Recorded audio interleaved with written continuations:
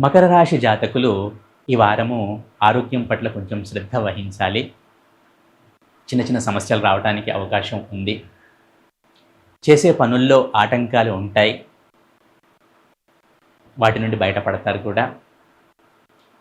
వారి కార్యదక్షత వలన, కార్యదీక్ష వలన అన్నింటినీ జయించి ముందుకు వెళతారు. ఇబ్బందులను జయించి ముందుకు వెళతారు.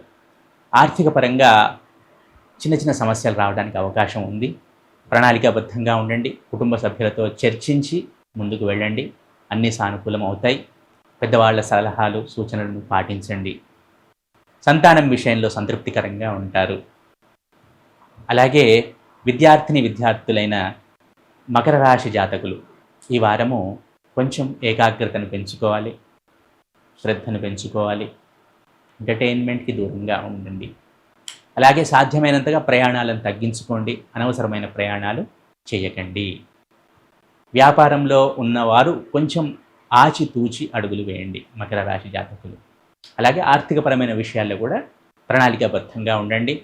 కొంచెం వెసులుబాటు అనేది తక్కువగానే ఉంటుంది. కుటుంబ సభ్యులతో చర్చించి ముందుకు వెళ్ళండి. పెద్దవాళ్ళ సలహాలు, సూచనలను పాటించండి.